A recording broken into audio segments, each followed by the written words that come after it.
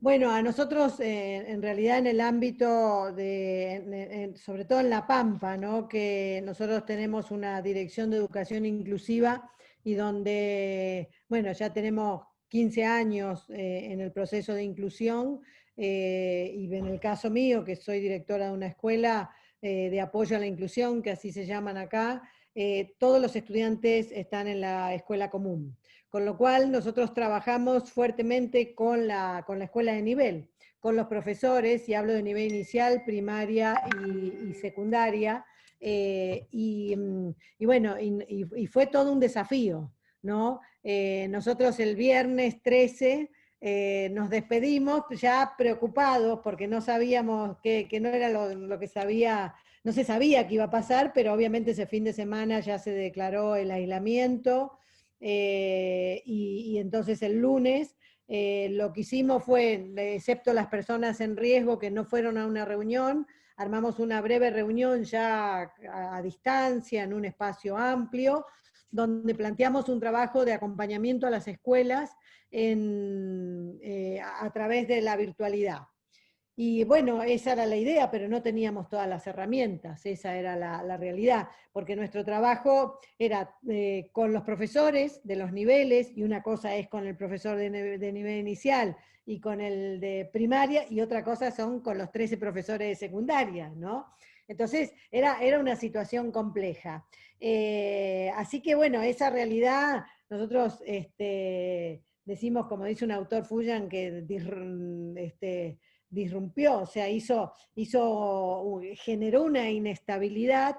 Entonces, la primera semana fue una semana que esto lo analizamos después del receso escolar, ¿no? La primera semana estamos desorientados, pero de todas maneras habíamos empezado a trabajar fuertemente en la virtualidad con las herramientas que teníamos. Empezamos con el Zoom, con el Meet, entre nosotros, con las reuniones, en articulación con las escuelas. Eso hizo que generáramos, que fue una de las cuestiones fundamentales, nuevas alianzas. Nosotros tuvimos que pasar de una alianza que era en la presencialidad a una alianza en la virtualidad. Y tal como lo señalás vos, yo creo que hubo más acercamiento entre profesores que por ahí no habían, ¿no?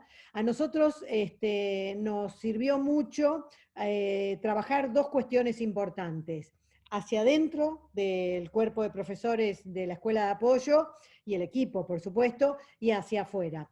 Porque hacia afuera me refiero con las otras escuelas. ¿Por qué? Porque hubo que repensarse cómo se trabajaba primero hacia adentro, por ejemplo, porque los estudiantes van a las escuelas de nivel, pero en contraturno pueden recibir apoyos en lo que por ahí ustedes tienen escuela integradora o escuela especial, pero todos los equipos técnicos que están presentes, como fonoaudiología, terapia ocupacional, kinesiología, psicomotricista, entonces hubo que reorganizarlos.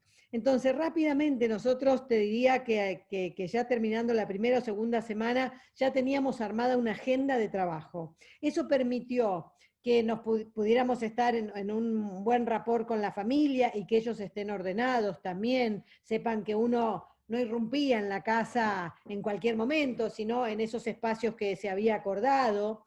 Eso hizo que obviamente hiciéramos un relevamiento de quién tenía los recursos tecnológicos y quién no tenía los recursos tecnológicos, porque es claro que esta pandemia puso en algo, evidenció las desigualdades, ¿no? Entonces, teníamos además familias que se quedaron sin trabajo, o sea, de la noche a la mañana, ¿no? Entonces, también con el trabajador social nosotros acompañamos fue todo el proceso de los apoyos que dio el gobierno nacional, no como el IFE, bueno, los alimentos en contacto con las universidades, con el municipio, es decir, poder articular y acompañar a las familias desde ese lugar. Y además generar solidaridad y cooperación, no solamente entre el mismo cuerpo de profesores, sino hacia afuera. Nosotros acudimos a los medios de comunicación para buscar, por ejemplo, aquellos chicos que no tenían internet para generar, colaboración por parte de quienes tenían que poner internet gratuito. Y logramos que la cooperativa, que es una de las instituciones que da ese servicio, tanto en una población que está cerca de Santa Rosa como acá, diera el servicio a por lo menos, eran más estudiantes, pero 4, porque además justo las familias, algunas y muchas, se habían mudado a un nuevo barrio, con lo cual los servicios de internet no llegaban. Bueno, ahí hubo que pensar también creativamente, en conjunto con la escuela de nivel, cómo la escuela, con nuestro apoyo obviamente, les acercábamos el material. Entonces, ahí se estableció conjuntamente presentarle material en formato papel, y entonces la escuela de nivel ponía una cosa, nosotros otra, el apoyo virtual lo daba la escuela con nosotros en conjunto, o sea, como 2 profes trabajando en la virtualidad. Otro aspecto que era muy importante para mí, que me toca dirigir la escuela, era no perder el vínculo entre los estudiantes. Entonces, para mí era muy importante que los docentes de apoyo a la inclusión trabajaran fuertemente con los docentes de nivel para o generar por WhatsApp, ¿no? O mandarse audios entre ellos, para los chicos que por ahí no tenían, que no tenían internet o no tenían la computadora, mandarse audio entre los compañeros, desde el nivel inicial, te digo esto, hasta obviamente los más grandes. Hicimos una encuesta para los chicos del nivel inicial, que obviamente respondían los papás, primaria y secundaria, para ver en qué situación estaban, qué pensaban, qué les estaba pasando en esta situación de pandemia. La compartimos obviamente con nuestras escuelas de nivel. Hicimos encuesta a los profesores también y a los equipos de gestión para poder ver, a ver, dónde ellos por ahí notaban que requerían más nuestro apoyo para poder llegar mejor a las familias. Eso nos sirvió para hacer muchos ajustes. Ahí, por ejemplo, puso de relieve que los estudiantes no estaban tan preocupados en el contenido y extrañaban mucho más la presencia en la escuela con los compañeros, ¿no? Y el aprendizaje que surge, ¿no? Entonces nosotros pusimos mucho el foco ahí, y eso nos hizo trabajar hacia adentro de nuestra escuela. Nosotros ya veníamos trabajando un espacio que yo denominé desarrollo profesional, donde le dedicamos una hora y media, una vez por semana, a actualizar conocimiento. Entonces hacemos lecturas, trabajamos fuertemente las didácticas inclusivas, el diseño universal, y te diría que el primer mes trabajamos muchísimo, el primer mes así de pandemia, lo que fue a partir del 16 de marzo, en herramientas tecnológicas, porque teníamos las herramientas básicas, las que nunca usabas, porque como estaba la presencialidad, nunca usabas. Y acá nos veíamos en la necesidad que necesitábamos herramientas para los chicos, necesitábamos trabajar con los profes y darle a los profes tecnología que sean atractiva, que lo convoquen a los chicos, porque empezábamos a ver, porque muchos profes también lo decían, que algunos chicos no se querían conectar. Y entonces buscábamos también distintos actores, es decir, bueno, juntos, si no es junto, el profe de educación física, el de música, o sea, siempre las especiales siempre se estuvieron de las escuelas de nivel, y nosotros trabajando con ellos también, ¿no? Y poder convocarlos así. Lo que evidenció también esta pandemia es que se trabajaba, y todavía se trabaja, con el modelo tradicional de escuela. Entonces, romper esa lógica de escuela tradicional, ¿no? Los chicos sentaditos en su banco, el maestro o el profe que da la clase, bueno, un poco lo que le rompió a la educación física, porque también le rompió todos los esquemas, ¿no? De pasar a tener actividad presencial. Yo le decía a los profes de educación física que trabajan en conjunto con los profes de educación física de las escuelas de nivel, tenemos que trabajar actividades físicas. Es fundamental, los chicos están sentados, los chicos están aburridos, los chicos están enojados porque no pueden ver a sus compañeros, porque no se puede salir. Nosotros tuvimos una restricción muy importante al inicio, donde yo creo que nadie pisó la calle, excepto para ir al supermercado o a la farmacia. Eso nos sirvió en La Pampa también a que tuvimos muy bajo el contagio y recién se disparó, como vos decías ahora. Y bueno, y entonces había que movilizarlos a los chicos en la casa. Y eso generó también una articulación muy fuerte entre los profesores de educación física de la escuela de apoyo y los profes de la escuela de nivel, ¿no? Para poder pensar cuando brindaban una clase de actividad en todos los estudiantes, incluidos los estudiantes con una discapacidad o múltiple o una discapacidad motora, como son los estudiantes de los cuales nosotros trabajamos en conjunto con la escuela común. Y eso hizo también un mayor acercamiento, el preparar clases juntas, el apelar a videos, ¿no? Entonces al otro le rompió un poco el esquema, decía, ¿videos? Sí, sí, videos, ¿por qué no? Y hacia nosotros también, nosotros profundizamos mucho, además de la didáctica esta inclusiva, dentro de las didácticas inclusivas, el diseño universal del aprendizaje. Entonces pusimos mucho en práctica y después yo lo que hice fue agrupar a los profes de nuestra escuela de apoyo a la inclusión por niveles, como ellos trabajan en las escuelas por niveles, no es que van a una escuela ni son un estudiante, tienen varias, pero para poder enseñarle a los otros profes lo que es el diseño universal, cómo yo tengo que diseñar una actividad desde la perspectiva del diseño universal. Entonces, preparamos a través de herramientas digitales cómo se los contaríamos. Y bueno, y se lo ofrecimos a las escuelas de nivel. Y tuvimos con algunas de ellas encuentros para pensar juntos un contenido, ¿no? Por ejemplo, el profe de educación física, un contenido en el marco del diseño universal. Entonces veíamos la parte teórica en 2 encuentros y el tercer cuento hacíamos la parte práctica. Y eso también fue muy bueno, porque poníamos el acento en 2 cuestiones básicas. En una, en cómo pensamos una actividad para que sea para todos, ¿no? Con diseño universal, si querés ya hablarlo técnicamente. Y por el otro lado, cómo tejer, ¿no? Cómo tejer desde la virtualidad la pareja pedagógica, el equipo pedagógico, la interdisciplinariedad, bueno, todo, pero construir juntos. Entonces, romper esta mirada tradicional de que yo estoy solo en el aula. Yo soy el de química y solo el que sabe. No, si podemos pensar entre todos. Yo seguramente química no sé, pero te puedo Mira, dar ahí herramientas. yo, vos remarcaste muy bien que la primera etapa, digamos, fue como de adaptación o de ver qué pasa.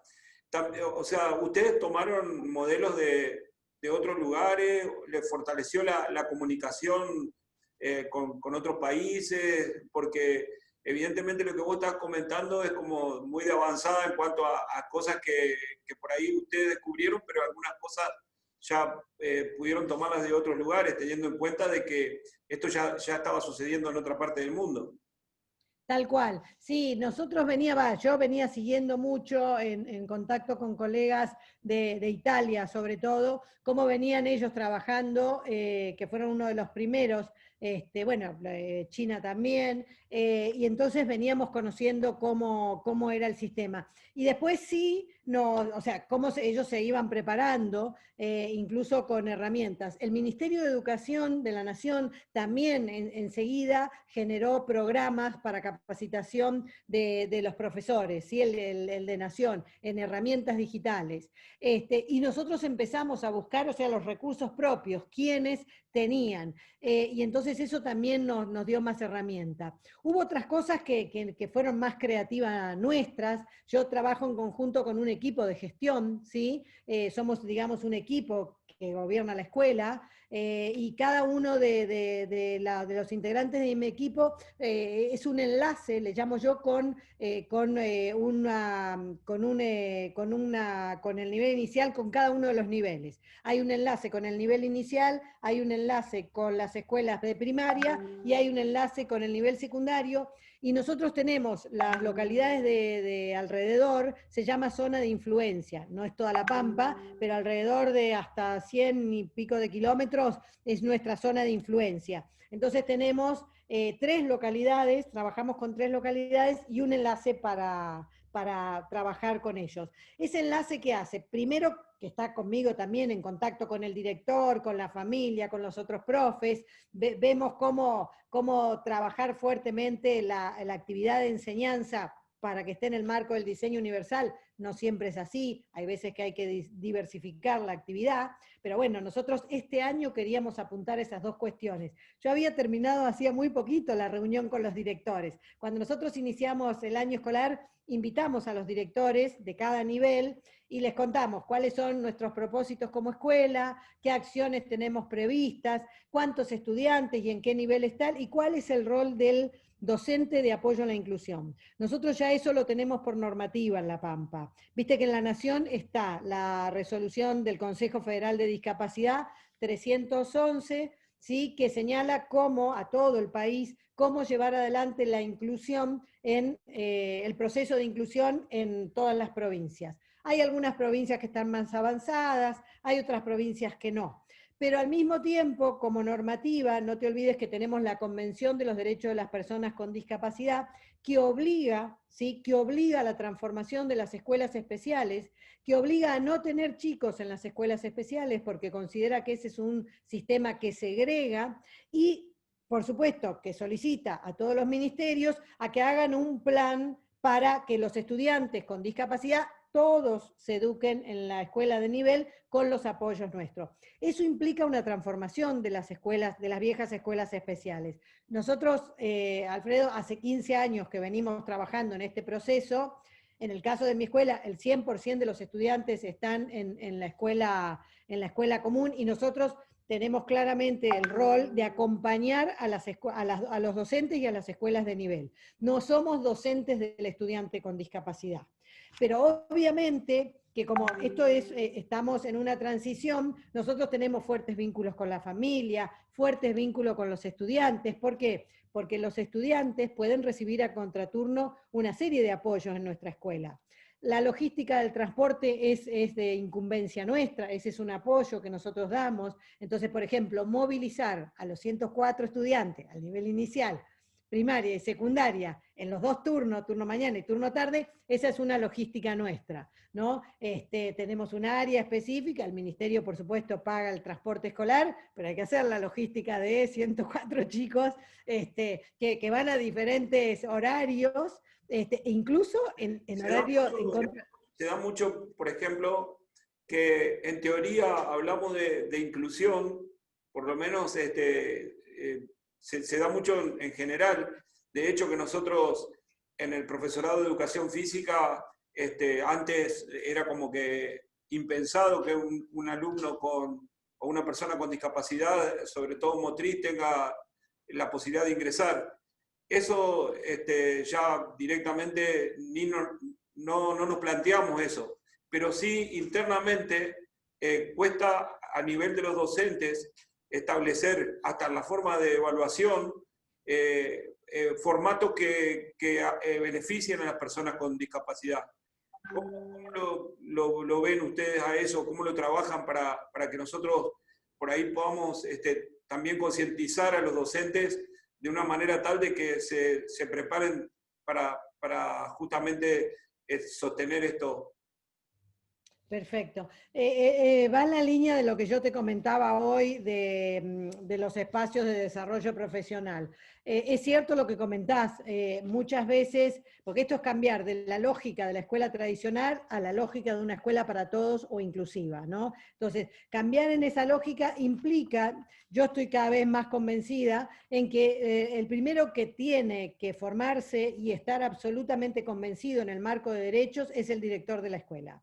Si vos tenés un director de escuela que está propuesto, que se propone, ¿no?, transformar la escuela, hacerla inclusiva en todos los ámbitos, ¿no?, en todos los aspectos, es decir, no solamente para los estudiantes con discapacidad, para los estudiantes con discapacidad, pero también para los chicos, por ejemplo, siempre hablamos de la población gitana es nómade, y entonces nosotros tenemos que poder generar estructuras y herramientas y estrategias para permitirle el desplazamiento y que no pierda la escolaridad, ¿no? La vieja escuela le hacía perder esa escolaridad, y la verdad que pensar una escuela para todos también es pensar en eso. Y la pandemia ayudó a eso, porque la pandemia nos rompió los esquemas. No, rompió el status quo. Esto que teníamos ordenadito, los chicos en la escuela especial para algunos, en la escuela común, lo rompió de la noche a la mañana. nosotros nunca estábamos preparados para nada, ¿no? El mito, famoso mito, cuando van los chicos con discapacidad a la escuela, cuando empieza el proceso, el docente de la escuela común que dice, no, yo no estoy preparado, ¿no? Es el famoso mito. No, yo soy docente de la escuela común también. Eso es falso, es mentira. Los docentes no estamos nada preparados para nada, o sea, nadie está preparado para todo. ¿Quién está preparado para todo en la vida? ¿Alguien estaba preparado para la pandemia? No. ¿Alguien estaba preparado para trabajar virtualmente? No, nadie estaba preparado para eso. ¿Y nos ahogamos? No nos ahogamos. Yo lo charlaba mucho con mis docentes después del receso y les decía, esto es cuando te enseñan a nadar, ¿no? Y vos que sos profe de educación física también, pero bueno, uno de chico, a ver, perdé el miedo, uno agarrado de la escalera y hasta que te tiraban por ahí. Y a nosotros en la pandemia nos pasó igual. Con la virtualidad, con las herramientas digitales, fuimos dedicándole tiempo, porque además, si no nos ahogábamos, y no nos podíamos ahogar, ni por nosotros, ni por los estudiantes, ni por las escuelas a las que acompañamos. Entonces, eso hizo, sí, trabajar mucho con los directores. ¿Por qué? Porque generábamos grupos de trabajo, ¿no? A través del celular. Entonces, yo tengo un grupo con los directores de nivel inicial, otro con los directores de primaria, secundaria, con los de la escuela que están en las localidades, con las familias, entonces también con las familias, bueno, y entonces eso también hizo que estuviéramos más cerca. ¿Por qué? Porque teníamos un problema y lo hablábamos. Y queríamos profundizar en el diseño universal, pensando en esto que por ahí muchas escuelas de nivel no iniciaron enseguida la virtualidad, y nosotros sí. Entonces nosotros le decíamos, pero hagámoslo juntos, no hay problema, lo hacemos juntos y los animamos, y bueno, y eso también hizo que trabajáramos más juntos, que es lo que te digo. Nosotros logramos mejor enlazo nosotros entre los directores y los equipos de gestión, obviamente con la familia ni hablar, porque también hubo mucho acercamiento, pero los profesores entre sí también.